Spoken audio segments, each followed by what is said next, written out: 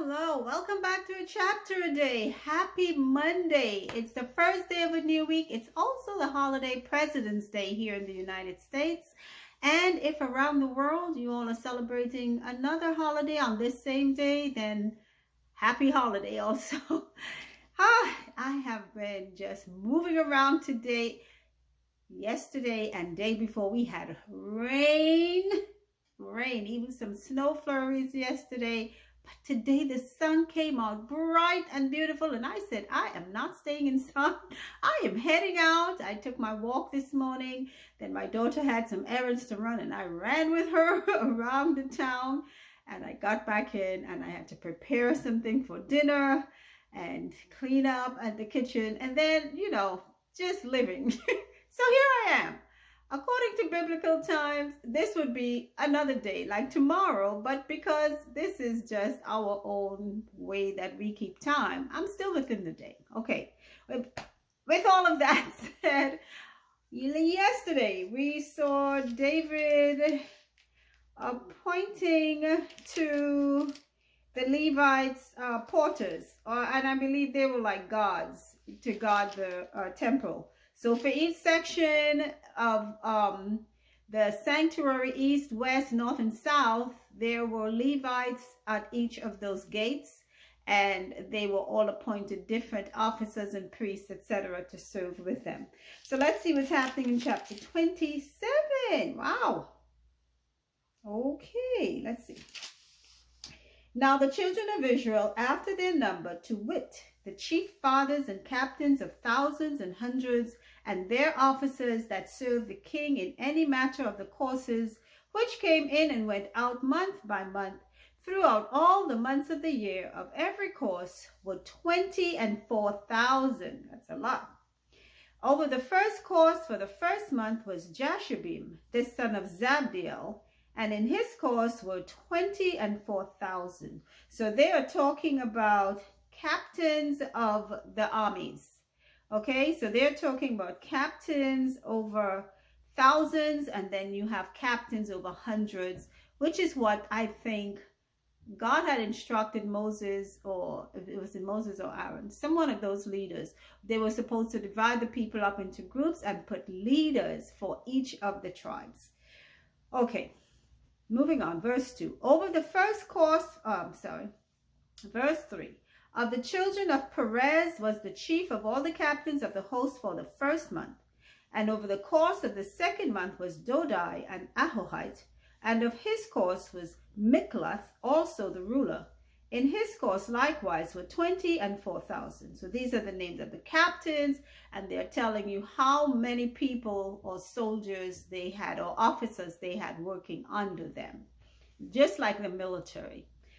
Verse 5, the third captain of the host for the third month was Benaniah, the son of Jehoiada. We heard of him before. A chief priest, and in his course were 24,000. Seems like 24,000 is about the largest number that they have per group. Verse 6, this is that Benaiah who was mighty among the 30 and above the 30. And in his course was Amizabad, his son. The fourth captain for the fourth month was Asahel, the brother of Joab, and Zebediah, his son, after him. And we've heard of Asahel. He is the one who Abner killed when he was chasing after Abner, who was captain of Saul's army. Okay. And in his course were 24,000. The fifth captain for the fifth month was Shamhuth, the Israelite, and in his course were 24,000. The sixth captain for the 6 months was Ira, the son of Ikesh, the Tekoite, and in his course were 24,000. The seventh captain for the 7th month was Helez, the Pelonite, of the children of Ephraim, and in his course were 24,000. The eighth captain for the 8th month was Sibbecai, the Hushathite, of the Zarahites, and in his course were 24,000.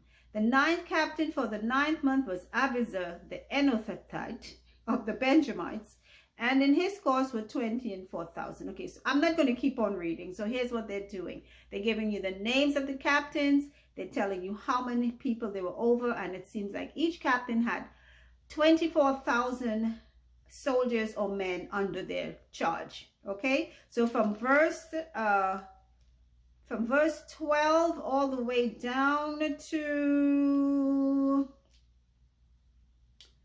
let's see, verse 22, they're naming all the names of the captains and who were the and how many people they had under them. Okay, in these groups also they're naming who were the princes of each of the tribes. So they named the prince of Dan, the prince of Manasseh, the prince of Ephraim, etc., for all the 12 tribes. So this is a listing of all the captains of the hosts for the army of Israel, and also the names of the princes for each of the tribes, the 12 tribes of Israel. So I'm moving on to verse 23.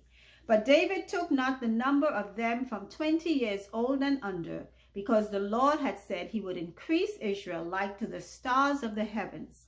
Joab the son of Zeruiah began to number, but he finished not, because there fell wrath for it against Israel. Neither was the number put in the account of the Chronicles of King David. Remember that time just recently we read about how David started numbering the children of Israel, and God was not happy with that, and he gave David 3 punishments to choose from, and David chose the one with the pestilence, and so many tens of thousands of men died that David repented for what he did and told God, just punish him and his household, and God stayed his hand and told him he had to and David made sacrifices to God, etc., to appease what he had done. So they said the number was never put down. It was never recorded because it was not instructed of God. Verse 25.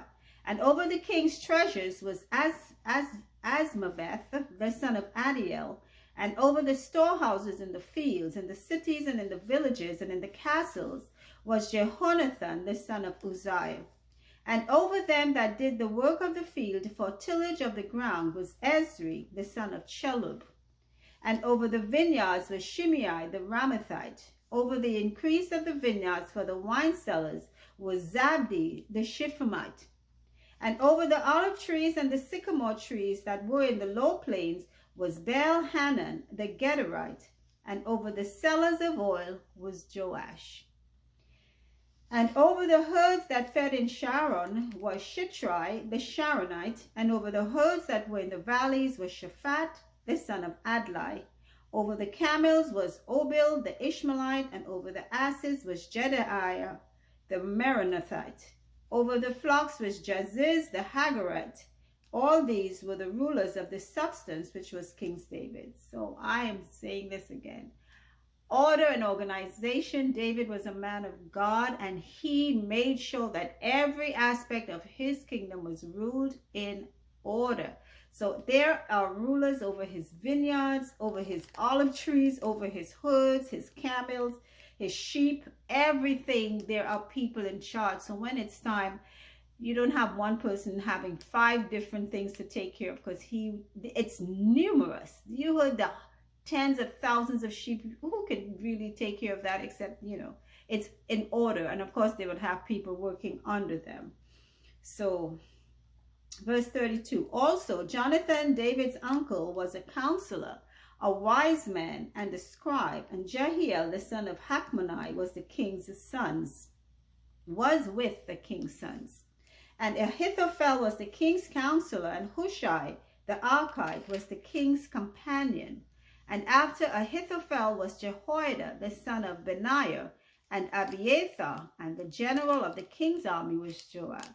And remember, Ahithophel, I believe, went over to Absalom, was it? Yes, he left David and went over to Absalom, I believe, if I'm correct.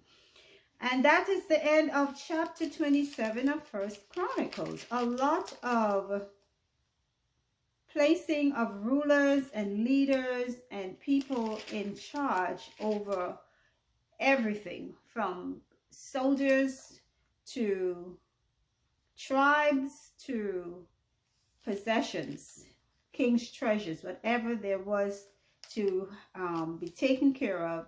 David made sure that he appointed people responsible people, I'm sure, to take care of it. That's the end of the reading for today. Straight to the point, just listing you how David ran his kingdom very, very orderly, very organized. Again, God is a God of order. God is a God of order. So that's it for today. Thank you all again for viewing, for listening. I pray that you're following on, getting something from it. Remember, this is just recounts of what we've previously read. But it's always good to go back and, reread. So this is exactly what's taking place here. All right, just in more detail. They didn't tell us all about these things prior, like when we were reading First Kings, etc. So now they're giving it to us, all self-contained in these two books called First and Second Chronicles. Wonderful. Have a good night, and until our next reading, keep listening, because that's how faith comes. Bye.